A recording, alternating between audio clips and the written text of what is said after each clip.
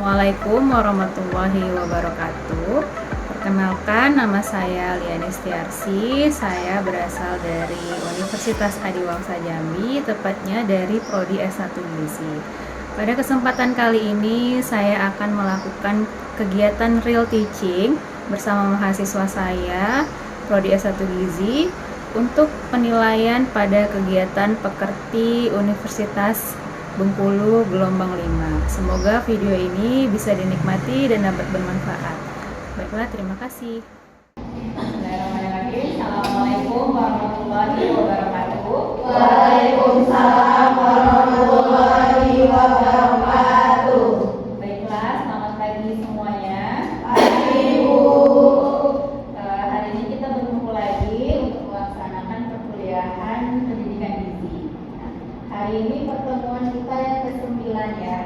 Jadi sebelumnya kita sudah membahas tentang pengantar pendidikan gizi dan lain-lain. Jadi Bu harap kalian sudah memahami apa itu pendidikan gizi. Nah, hari ini tema kita adalah tentang pembuatan media pendidikan gizi. Karena dalam melakukan pendidikan gizi ya pastinya butuh media.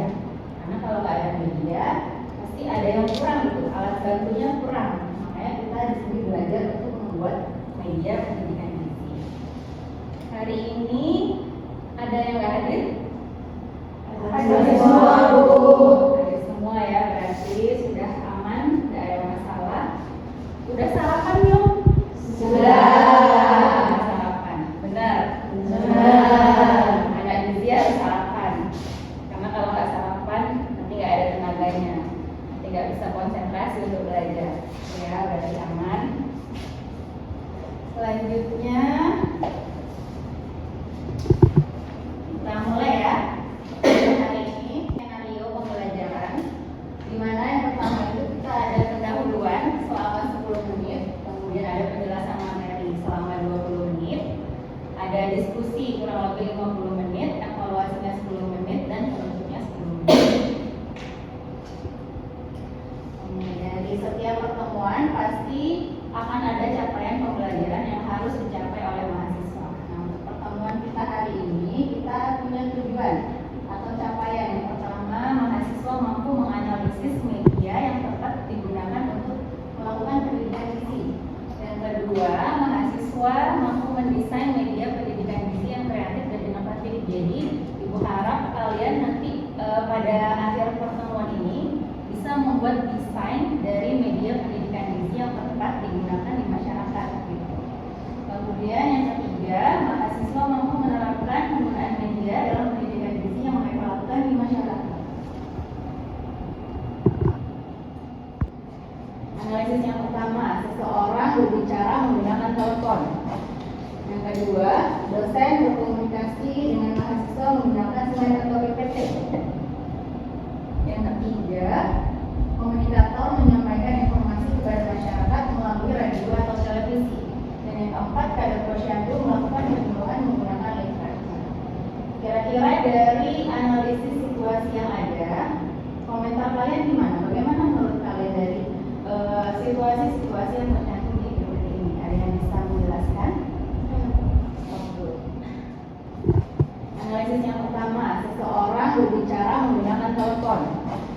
Yang kedua, dosen berkomunikasi dengan mahasiswa menggunakan slide atau PPT. Yang ketiga, komunikator menyampaikan informasi kepada masyarakat melalui radio atau televisi. Dan yang keempat, kader posyandu melakukan penyuluhan menggunakan literatur. Kira-kira dari analisis situasi yang ada, komentar kalian gimana? Bagaimana menurut kalian dari situasi-situasi yang tercantum di PPT ini? Ada yang bisa menjelaskan?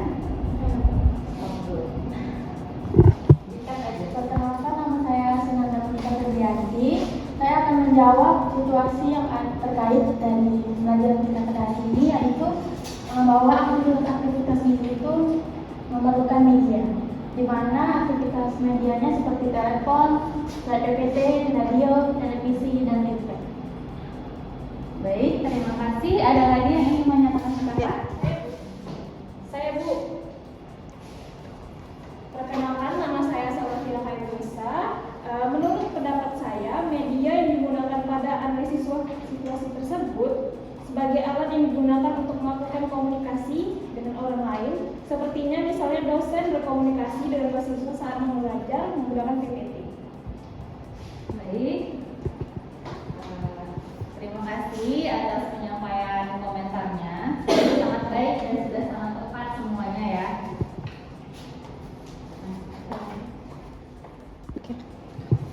Dan baiklah, kita lanjutkan ya. Jadi dari komentar-komentar yang sudah disampaikan sama temannya tadi, yang sudah sangat tepat karena yang pertama media itu sudah penting digunakan sebagai alat untuk melakukan komunikasi. Kemudian kan kita sebagai ahli gizi nantinya pasti akan terjun ke masyarakat dan akan pasti melakukan pendidikan. Selanjutnya kita masuk ke materi. Materi hari ini kan tentang media pendidikan. Jadi media itu dalam bahasa Indonesia yaitu katanya medium yang berarti antara atau sedang. Nah, kalau diartikan pengertian media itu dapat mengarah kepada sesuatu yang mengantar atau yang meneruskan informasi antara pemberi pesan dengan penerima pesan.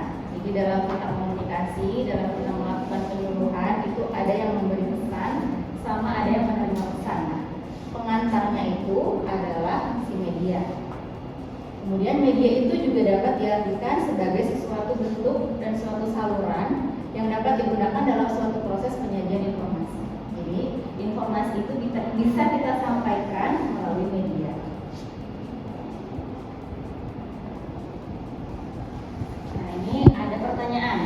Apakah pendidikan gizi perlu media? Ayo, siapa yang bisa jawab? Saya Bu. Silakan. Perkenalkan, nama saya yaitu Aini. Menurut saya itu perlu karena dengan bantuan media itu untuk bisa mempermudah kita untuk melakukan pendidikan atau penyuluhan di masyarakat. Terima kasih. Baiklah, terima kasih atas jawabannya. Ada lagi yang bisa menambahkan? Nama saya Triana Agustin. Perlu Bu karena media membantu audiens lebih memahami penyuluhan yang kita lakukan. Baik, terima kasih atas jawabannya. Memang di dalam melakukan pendidikan gizi, salah satu hal yang penting yang harus kita butuhkan, yang harus kita siapkan adalah media.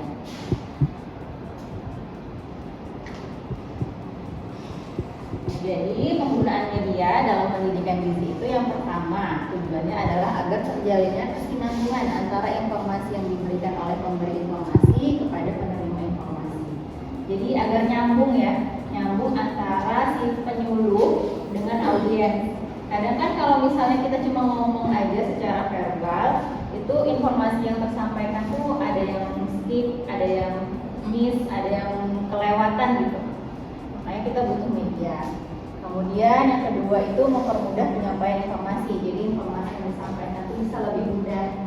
Kemudian mempermudah pemahaman informasi. Jadi dari media yang kita buat, nanti informasi yang disampaikan itu bisa lebih mudah dipahami oleh audiens. Jadi mereka mungkin bisa membaca atau mereka bisa melihat secara langsung tulisannya seperti apa. Makanya kita butuh media sehingga pendidikan gizi atau penyuluhan gizi itu bisa berjalan dengan lancar.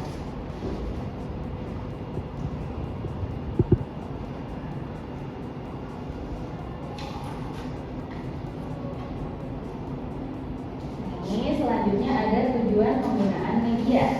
Yang pertama, tujuan penggunaan media adalah media dapat mempermudah penyampaian informasi.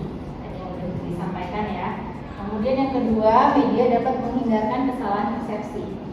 Jadi untuk menghindari hal-hal yang tidak diinginkan, menghindari suatu kesalahan dalam penyampaian informasi, maka kita butuh media. Kemudian yang ketiga, media dapat memperjelas informasi yang disampaikan. Jadi kadang informasi yang disampaikan secara verbal itu kadang kurang jelas, nah bisa diperjelas melalui media. Kemudian media dapat mempermudah pengertian. Kemudian media dapat mengurangi komunikasi yang verbalistik. Jadi dapat mengurangi komunikasi secara kata-kata. Jadi bisa lebih, mungkin kalian bisa melihat sendiri melalui slide atau PPT. Kalian bisa melihat sendiri melalui leaflet atau booklet. Kalian bisa melihat sendiri melalui video yang ada yang ditampilkan dan lain-lain. Kemudian yang keenam, media dapat menampilkan objek yang dapat ditangkap dengan mata. Jadi kayak poster, nonton video, kemudian kalian melihat foto, itu kan memang ditangkap secara mata yang memang kalian bisa lihat sendiri. Jadi nggak cuma dengar aja kata-kata yang disampaikan oleh penyuluh kesehatan. Kemudian media dapat memperlancar komunikasi dan lain-lain.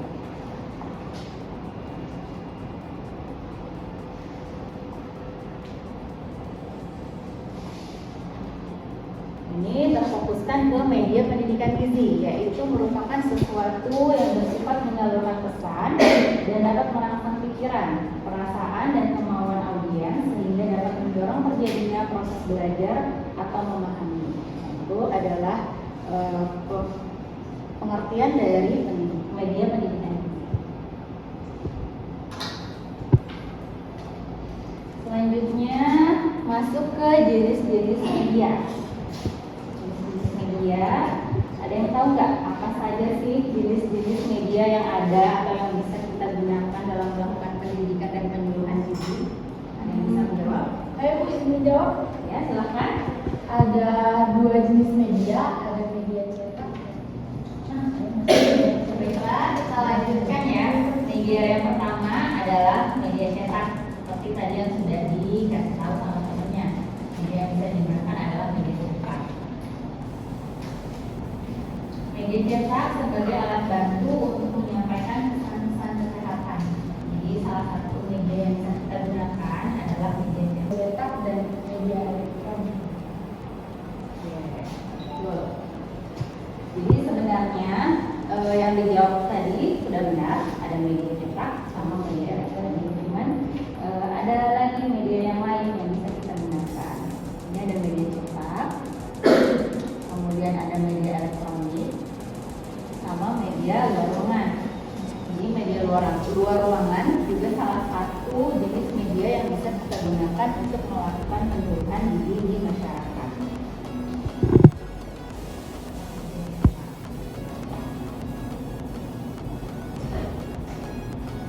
Nah, kira-kira ada yang bisa memberikan gambaran nggak contoh dari media cetak itu apa aja? Silakan. Oke, silakan Putri.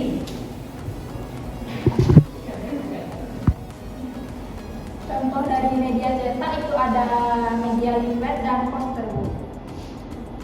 Baik, terima kasih atas jawabannya Bu Putri. Selanjutnya ada yang bisa menambahkan contoh media cetak?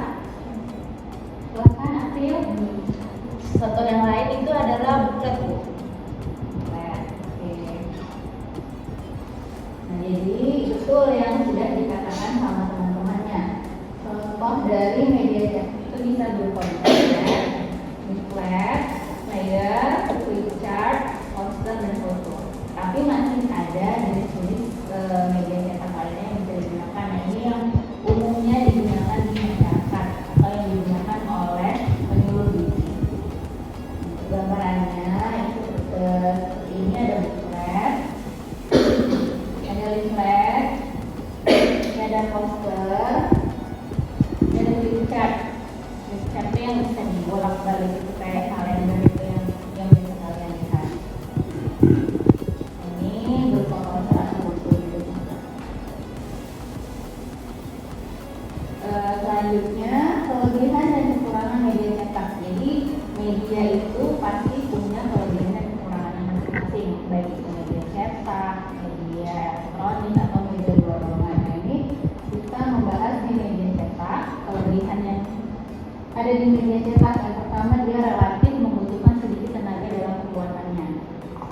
Jadi ya udah sekedar mendesain poster, mendesain leaflet dan lain-lain. Itu kalau misalnya orang sudah punya skill ya pasti gampang lah untuk membuatnya.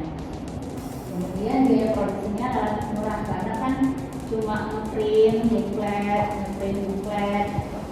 Kemudian kesan yang diperoleh pembaca itu lebih mendalam. Karena apa? Karena dia kan bisa dibaca, bisa dibawa kemana-mana, jadi bisa melakukan pengulangan dari pembacaan informasi yang ada di dalam sana. Kemudian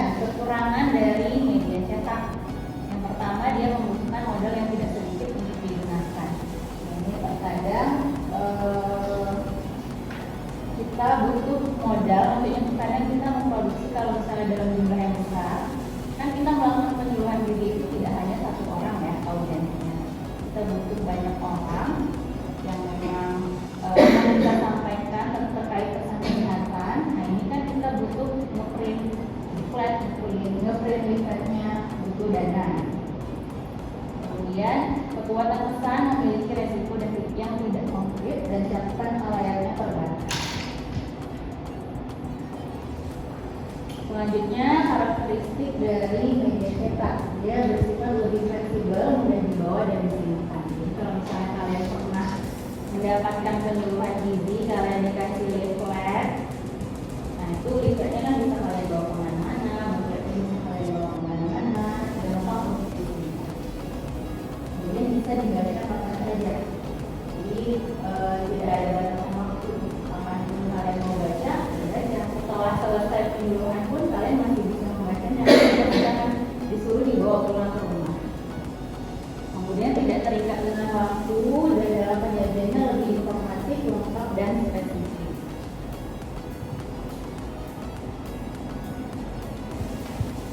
Selanjutnya ini penjelasan satu persatu dari jenis-jenis media cetak tadi. Yang pertama ada booklet, flyer, dan poster. Jadi bagaimana sih perbedaan antara yang satu dengan yang lainnya? Kalau booklet kan udah tahu ya, bentuknya kayak buku gitu, sekumpulan informasi ada di sana. Misalnya kayak tentang obesitas.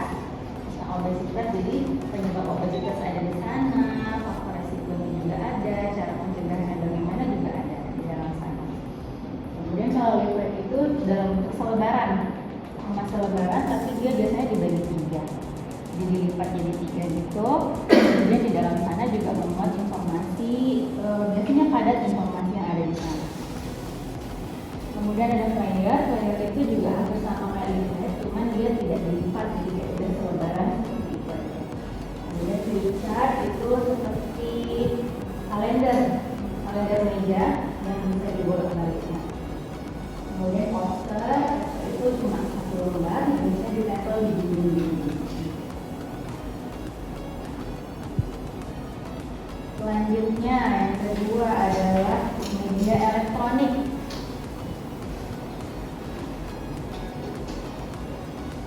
Suatu media bergerak yang dinamis dan dapat dilihat dan didengar dalam menyampaikan pesan-pesan kesehatan. Nah, ada yang bisa menjawab contohnya apa aja? Contohnya seperti sosial media, contohnya seperti Instagram, TikTok, atau YouTube. Oke, baik. Betul sekali. Ada yang mau menambahkan? Silakan. Handphone atau Facebook. Handphone atau media, betul. Jadi media cetak atau media elektronik itu sudah awam lah ya, sudah biasa kita gunakan. Contohnya ada gadget, ada handphone, bisa dijadikan sebagai media elektronik.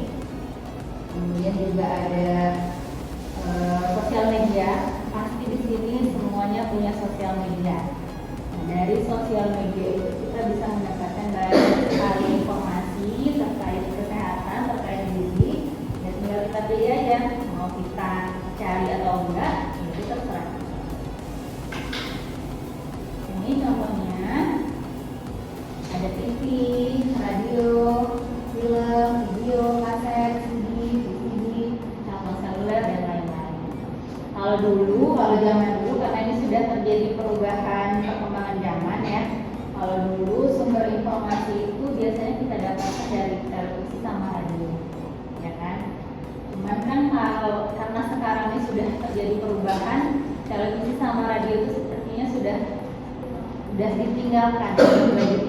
Orang lebih memilih gadget melalui handphone atau tab untuk mencari informasi dan melihat informasi yang ada di sana di internet. Ini video sebagai media pendidikan gizi.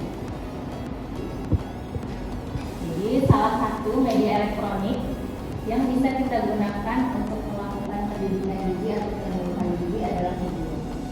Jadi selain kita memberikan leaflet kepada audiens, kita juga bisa menyampaikan berupa video, kayak gambaran tentang apa sih kita menyampaikan temanya pada saat penyuluhan. Kayak misalnya kita menyampaikan tema tentang gizi seimbang, nah itu video yang kita sampaikan adalah tentang gizi seimbang. Atau mungkin kita menyampaikan tema tentang anemia pada remaja putri, nanti video video kita sampaikan itu terkait hal tersebut. Harus sesuai gitu, harus sesuai antara tema penyuluhan dengan video yang disampaikan.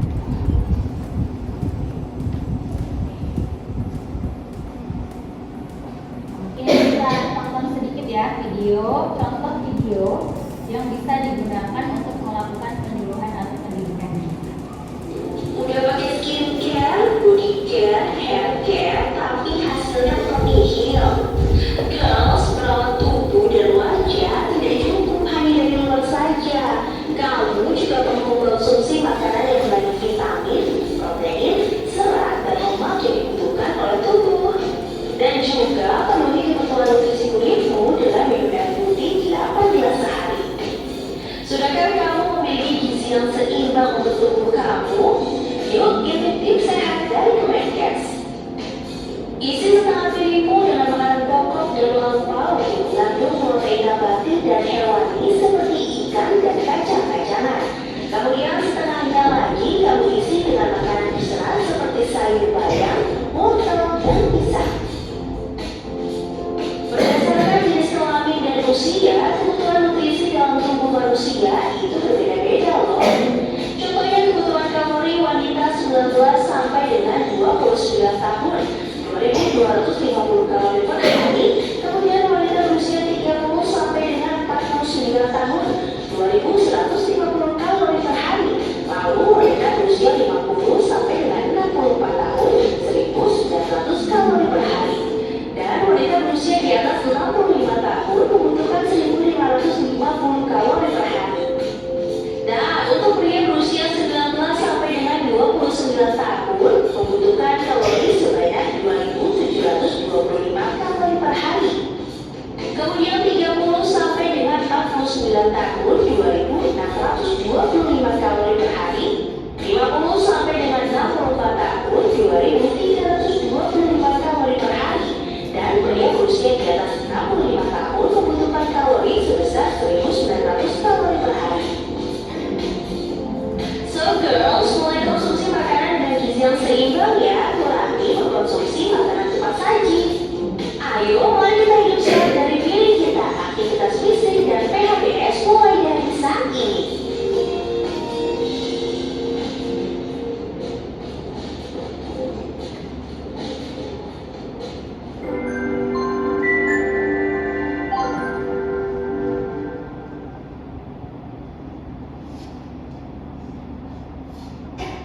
Oke, udah ditonton semua kan videonya. Nah, sekarang ibu bertanya, kira-kira menurut kalian bagaimana sih video itu? Ada yang bisa menjelaskan nggak tentang video tersebut? Silakan Nana.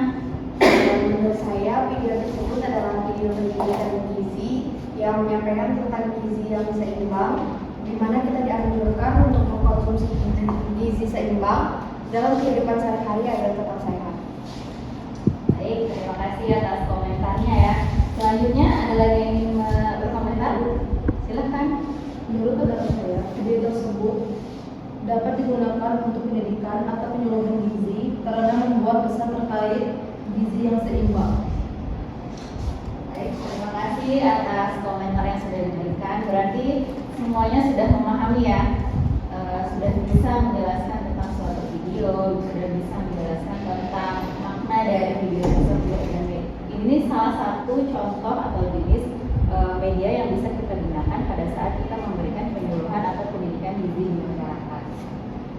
Jadi kalau kita menyampaikan video ini berarti kita menyampaikan penyuluhan atau pendidikan gizi di masyarakat terkait gizi seimbang. Gizi seimbang yang tepat yang diberikan untuk usia sekian, gizinya berapa, usia sekian, gizinya berapa. Seperti yang di video tersebut ya.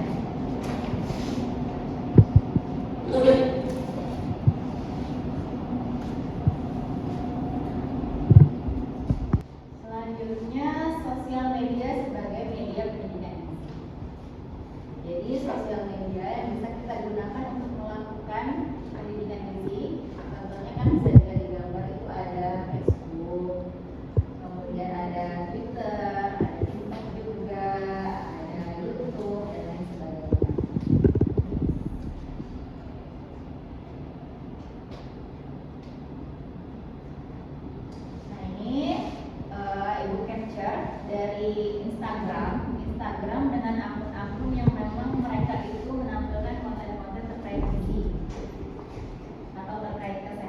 juga. Jadi Instagram itu merupakan salah satu media atau salah satu sosial media yang bisa kita gunakan untuk menyampaikan informasi terkait kesehatan dan gizi.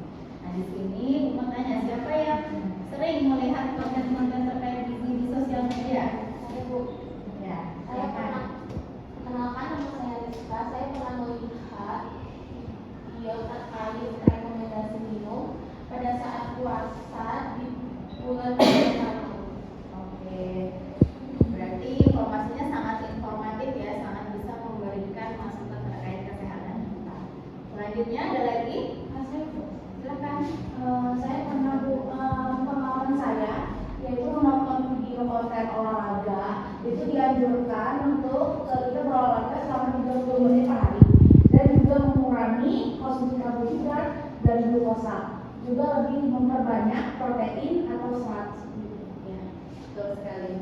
Berarti sebagai anak gizi harusnya kita memang lebih concern untuk memperhatikan konten-konten yang ada di sosial media ya. Jadi yang ditonton itu bukan cuma sekedar informasi lain-lain, maksudnya informasi kayak cuma sekedar joget-joget, informasi hiburan lainnya, tapi kita juga bisa mendapatkan pengetahuan, mendapatkan informasi di sosial media ini. Ini kan tadi temannya menyampaikan tentang olahraga itu penting untuk kesehatan kita. Anjurannya itu 30 menit per hari. Selain itu juga kalau orang obesitas harusnya juga mengurangi karbohidrat, mengurangi gula dan lain sebagainya.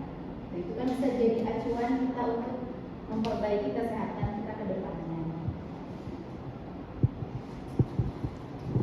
Selanjutnya ini adalah media luar ruangan. Media luar ruangan ini contohnya adalah papan reklame, spanduk, pameran, banner, dan TV layar lebar yang ada di luaran sana, misalnya di pinggir jalan dan lain-lain. Ini selanjutnya ada prinsip penggunaan media. Prinsip penggunaan media yang pertama, semakin banyak indera yang digunakan untuk menerima pesan dan informasi kesehatan dari sebuah media, maka semakin tinggi atau semakin jelas dalam memahami pesan yang diterima. Jadi contohnya kayak kita menggunakan media elektronik itu kan merupakan media audiovisual. Jadi ada yang didengar sama ada yang dilihat. Semakin banyak indera yang kita gunakan, kita menggunakan indera penglihatan sama indera pendengaran, itu lebih jelas informasi yang disampaikan. Atau bahkan mungkin kita bisa menggunakan media lebih dari satu. Kita pakai slide atau PPT, sama kita juga memberikan leaflet. Nah, itu juga lebih bagus. Kemudian yang kedua, setiap jenis media yang digunakan sudah pasti memiliki kelemahan dan kelebihan, baik itu media cetak, elektronik maupun media luar ruangan. Kemudian yang ketiga, perlu digunakannya berbagai macam variasi media, namun tidak perlu berlebihan dalam penggunaannya. Jadi sesuai saja sama kebutuhan. Jadi disesuaikan juga dengan audiensnya. Jadi kalau misalnya kalian audiensnya ibu-ibu rumah tangga yang punya anak balita, jadi ya udah kalau kalian mau menyampaikan kebutuhan gizi ya pakai leaflet aja, nggak masalah, itu cukup. Tidak perlu pakai media berupa aplikasi atau mungkin media elektronik lainnya, karena takutnya mereka tidak bisa akses, agak sulit ya kan. Jadi harus disesuaikan, kecuali kalau kalian menyampaikan penyuluhan kepada remaja, kan udah canggih ya mereka, jadi bisa advance, jadi bisa menggunakan aplikasi atau menggunakan media elektronik yang canggih saat ini. Kemudian penggunaan media dapat memotivasi sasaran untuk berperan aktif dalam menyampaikan informasi atau pesan. Kemudian yang kelima, rencanakan secara matang terlebih sebelum media digunakan atau dikonsumsi oleh sasaran. Jadi harus direncanakan media yang akan kalian gunakan. Jadi tidak sembarangan, tidak asal-asalan, harus sesuai dengan tujuan penyuluhan gizi kalian, sesuai dengan sasarannya seperti apa. Kemudian hindari penggunaan media sebagai selingan atau pengisi waktu kosong saja. Jadi perlu persiapan yang matang untuk mempersiapkan pembuatan media. Jadi diharapkan dengan media yang bagus, penyuluhan gizi yang kalian sampaikan itu juga bagus. Tujuan dari penyuluhan gizi kalian itu tersampaikan. Nah, inti dari penyuluhan gizi itu kan adalah mengurangi masalah kesehatan atau mengurangi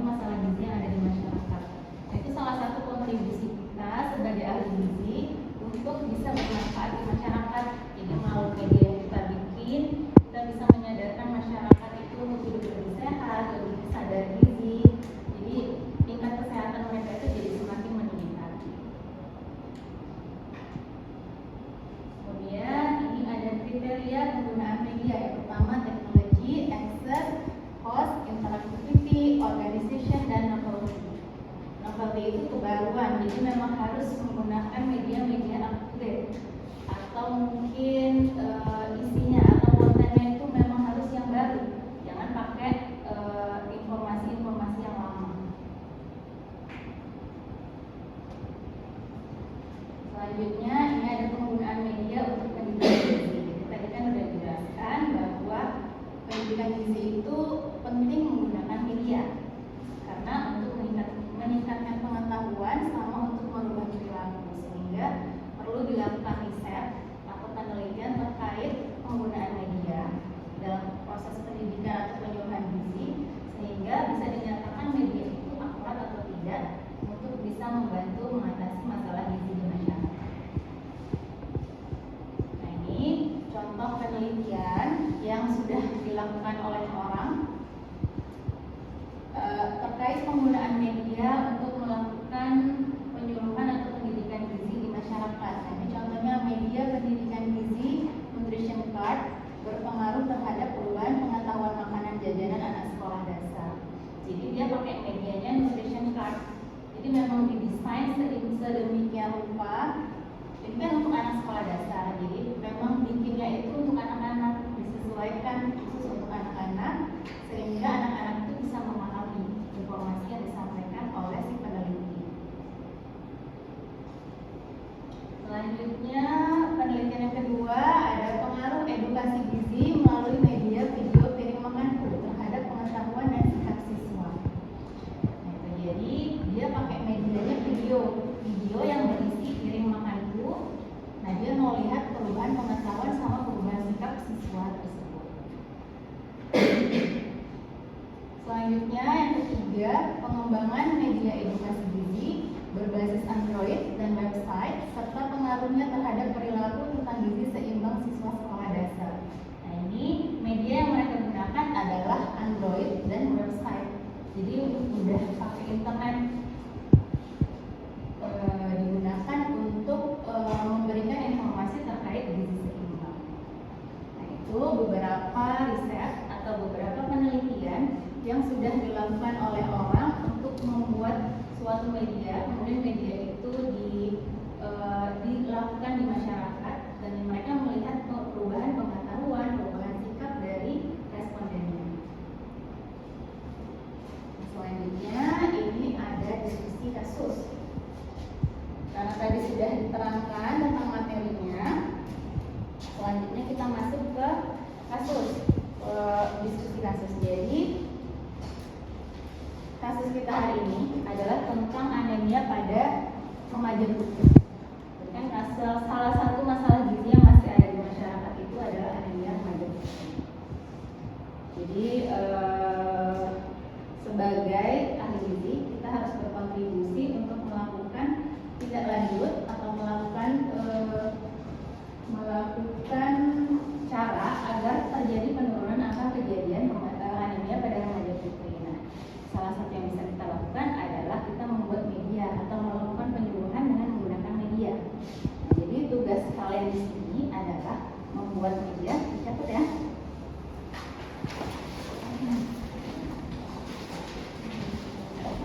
Silahkan dicatat tugasnya. Jadi kalian harus membuat media pendidikan gizi yang tepat digunakan untuk melakukan penyuluhan atau pendidikan gizi pada remaja putri. Jadi kalian ibu suruh untuk membuat media yang tepat. Ini sasarannya remaja putri. Jadi terserah kalian kalau kalian mau bikin media apa. Jadi ibu kasih waktu sekitar 20 menit untuk kalian berkelompok membuat media. Kelompoknya kalian ada berapa orang nih? Ada 20 orang ya. Berarti ibu mau kalian dibagi menjadi 4 kelompok. Berarti 5 orang per kelompok. Nah, silahkan duduk per kelompok melingkar bersatu sama kelompok masing-masing.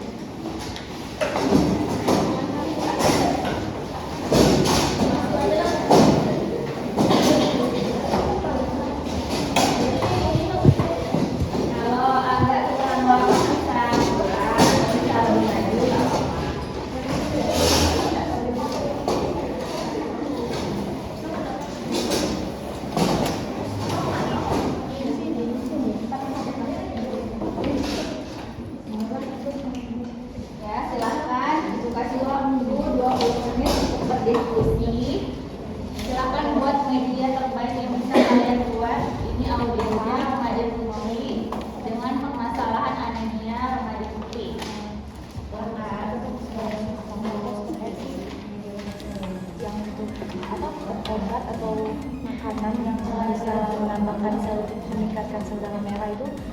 baca apa ya, buah. Kalau saya sih jambu biji ya, bisa. Buah biji juga, jambu biji juga bisa. Kan yang bisa dikatakan untuk sesuatu yang banyak antioksidan. Karena ada laptop mengeluarkan laptopnya ya. Ada yang buat laptop ya?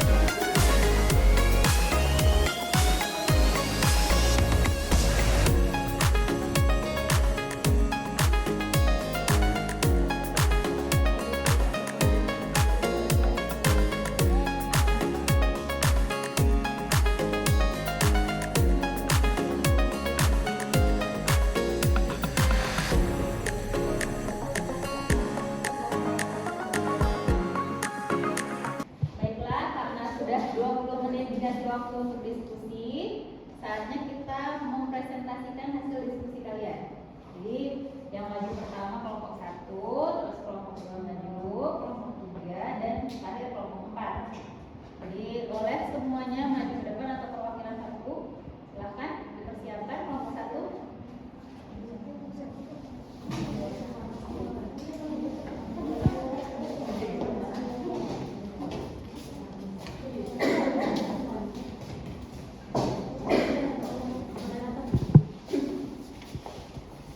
Baiklah, Assalamualaikum warahmatullahi wabarakatuh. Waalaikumsalam warahmatullahi wabarakatuh.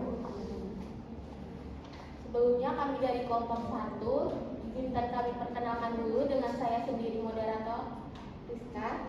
Saya Rizka Dulu dari Putri. Saya Senanda. Saya Rizka dari Laini. Saya Sabrina Karinsa. Baiklah, langsung saja penyampaian materi pertama yang akan disampaikan oleh Selda Fira Kairunisa kepada Selda. Saya persilakan. Oke, baiklah. Ini dari kelompok 1 kami membuat poster sebagai media dari pendidikan gizi anemia pada remaja putri. Yang pertama terlihat dari poster ini ada dampak dari anemia pada remaja, yaitu dampak umumnya itu seperti penurunan imunitas. Lalu yang kedua ada penurunan konsentrasi. Yang ketiga ada prestasi belajar yang menurun. Lalu yang keempat ada kebugaran dan produktivitas. Baiklah, Selanjutnya akan dilanjutkan oleh Rizka. Selanjutnya ada dampak anemia pada remaja putri, yaitu yang pertama ada memperbesar risiko kematian ibu melahirkan. Kedua yaitu bayi lahir prematur dan berat bayi yang rendah. Dan akan dijelaskan oleh Senanda. baiklah. Selanjutnya cara kita menghindari anemia. Yang pertama kita harus mengkonsumsi makanan tinggi zat besi, asam folat, vitamin A dan vitamin C, zinc dan pemberian tablet tambah darah. Itulah penyampaian materi dari kelompok kami. Pada teman-teman yang ingin bertanya atau berkomentar. Itulah penyampaian materi dari kelompok kami. Saya akhiri dengan wassalamualaikum warahmatullahi wabarakatuh.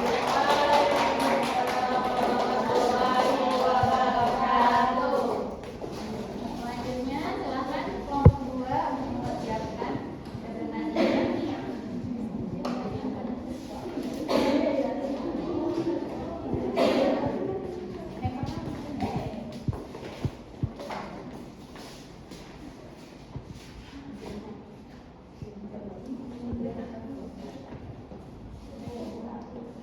Baik, Assalamualaikum warahmatullahi wabarakatuh. Waalaikumsalam warahmatullahi wabarakatuh. Perkenalkan kami dari kelompok 2. Kami akan menampilkan hasil diskusi kelompok kami. Sebelumnya, perkenalkan nama saya Suci Wulandari sebagai moderator. Saya Bebe Febrianti. Saya Diana Agustin. Saya Sapna Fianti. Baiklah, materinya akan disampaikan oleh Bebe Febrianti. Baiklah, hasil diskusi kami ingin membuat leaflet untuk penyuluhan gizi pada remaja putri.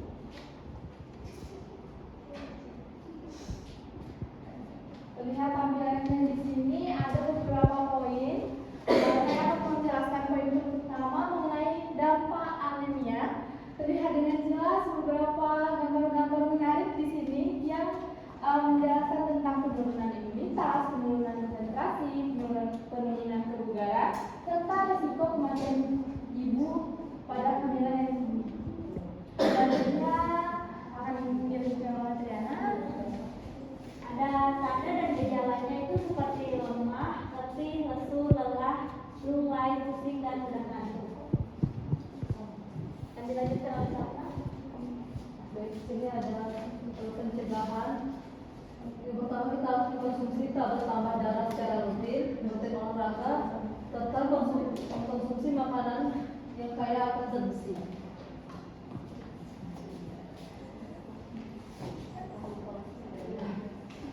Baik, saya melanjutkan. Di sini ada juga terdapat beberapa faktor penyebab berubah.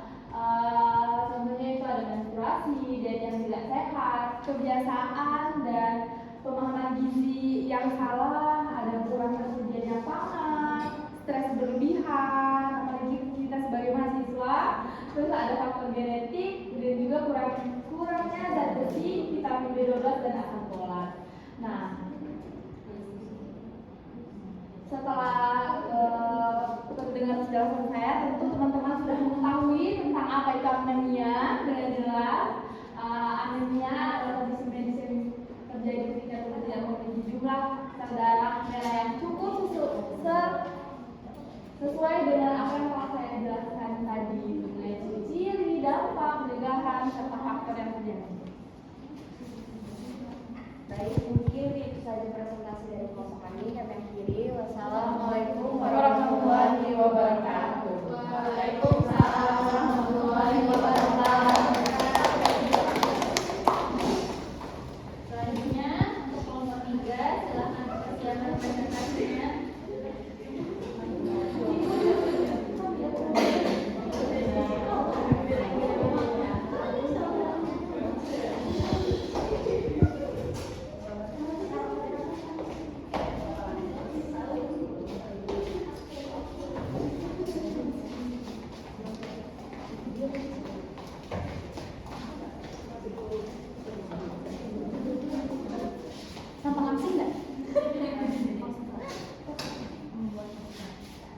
Assalamualaikum warahmatullahi wabarakatuh. Waalaikumsalam warahmatullahi wabarakatuh.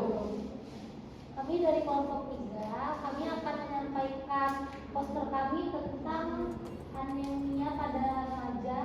Saya akan memperkenalkan diri, saya Sekar Manawati sebagai moderator. Saya Sukana Febi. Saya Aprilia Putri. Saya Sari Rubiah. Baik, di sini penyampaian materinya akan disampaikan oleh Sukana Febi. Baik, di sini saya akan menjelaskan. Ini adalah contoh poster yang untuk apa? Tema anemia. Jadi ini apa yang di mana Oke, saya akan menjelaskan. Baik, di sini ada contoh poster dari kelompok 3, yaitu berisi tentang anjuran minum tablet tambah darah untuk remaja putri dan wanita usia subur. Pertama, minum 1 tablet tambah darah seminggu sekali di hari yang sama. Kedua, minum setelah makan. 3, diminum dengan air putih. 4, jangan diminum bersamaan dengan teh, kopi, atau susu. Selanjutnya yang kelima itu setelah minum tablet tambah darah, makanlah buah yang mengandung vitamin C untuk meningkatkan penyerapan zat besi.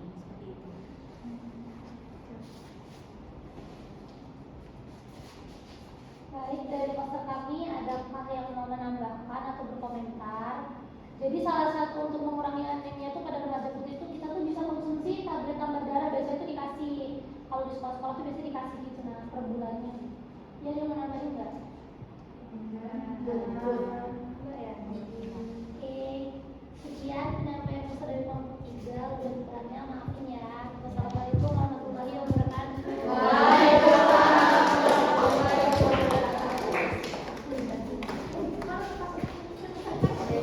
kelompok yang terakhir, kelompok 4, silakan persiapkan diri.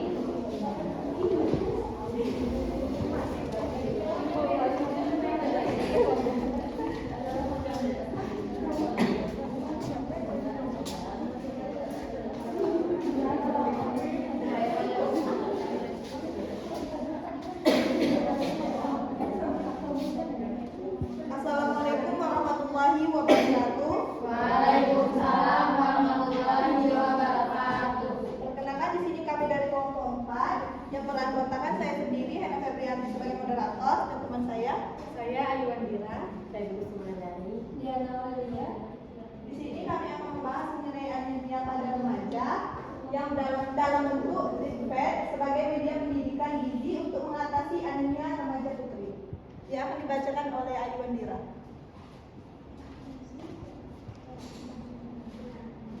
Baiklah, di sini ada poster tambah darah. Suplemen yang mengandung zat besi atau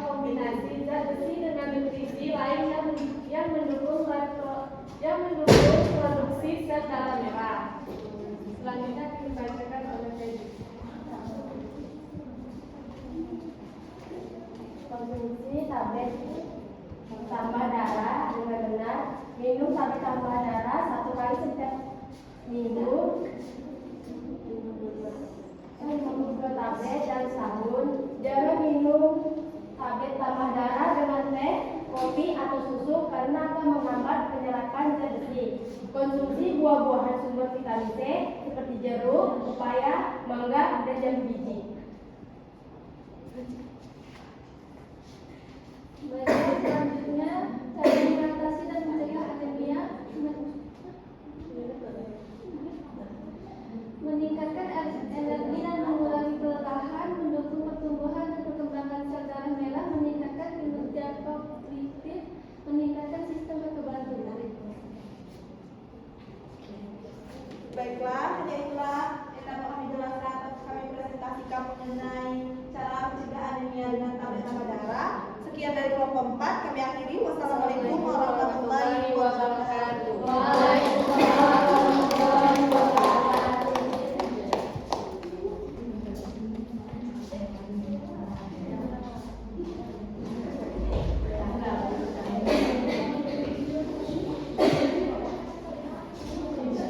Baiklah, sudah presentasi semua ya.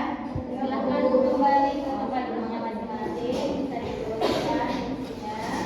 Karena kita mau evaluasi dan secara selanjutnya untuk pertemuan hari ini.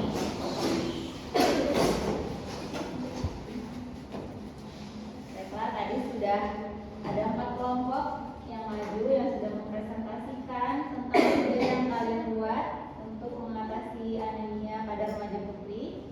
Betul? Betul. Tadi ada 4 kelompok. Nah, sekarang Ibu mau tanya dulu, siapa nih yang mau ngasih komentar terkait teman-temannya yang sudah maju? Mungkin bisa 2 orang menyampaikan komentarnya. Silakan. Baiklah, saya mewakili dari kelompok 4 ingin memberikan komentar untuk kelompok 1. Di sini menurut kami poster yang ditampilkan sudah sangat bagus dan menarik, tetapi alangkah baiknya kalau ditambahkan informasi lain seperti gejala yang timbul akibat anemia. Bisa diterima oleh kelompok pertama? Bisa, Bu. Berarti nanti untuk bahan perbaikan ke depannya ya. Jadi poster yang disampaikan itu bisa lebih padat informasi lainnya, tapi tidak terlalu penuh, cuman memang informasi yang disampaikan itu lebih luas lagi. Selanjutnya ada yang mau menambahkan? Silakan ya. Saya dari kelompok 3 ingin mengomentari dari level kelompok 2. Menurut saya, pendapat saya untuk poster level dari kelompok 2 ini sudah bagus, tapi lebih baik untuk pembagian polanya dan levelnya itu lebih mencolok lagi supaya menarik bagi pembaca atau pemilihatnya. Dan untuk selain itu juga tidak ada judul yang menyatakan khusus untuk remaja putri. Untuk kelompok 2 bisa diterima? Bisa. Diterima untuk bahan evaluasi berikutnya ya. Jadi pembuatan pewarnaan, pemilihan warna dalam pembuatan letter itu harus lebih lagi, harus lebih menarik lagi, jadi orang itu lebih enak melihatnya, jadi orang lebih tertarik melihatnya. Jadi secara keseluruhan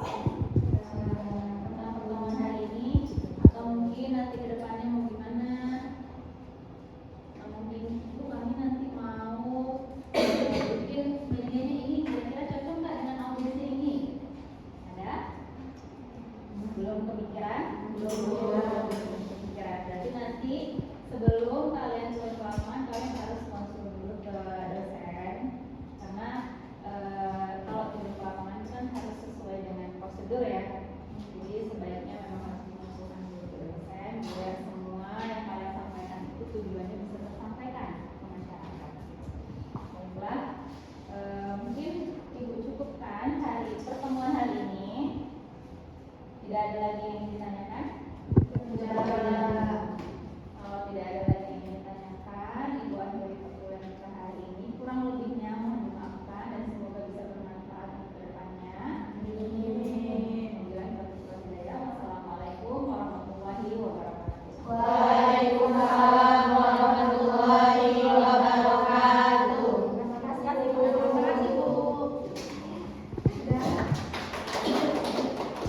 Demikianlah video mengajar yang bisa saya tampilkan. Dari video tersebut sudah ditunjukkan bahwa proses belajar mengajar yang saya tampilkan itu diawali dari pendahuluan, kemudian penyampaian materi, dengan tidak lupa menyempatkan atau menyempilkan sesi tanya jawab kepada mahasiswa. Selanjutnya, setelah terjadi pemahaman materi kepada mahasiswa, mahasiswa diberikan kasus untuk berdiskusi per kelompok. Jadi mereka dibagi menjadi 4 kelompok dan mereka harus berdiskusi, yaitu membuat sebuah media yang cocok diberikan untuk melakukan penyuluhan atau pendidikan gizi di remaja putri terkait kasus anemia pada remaja putri.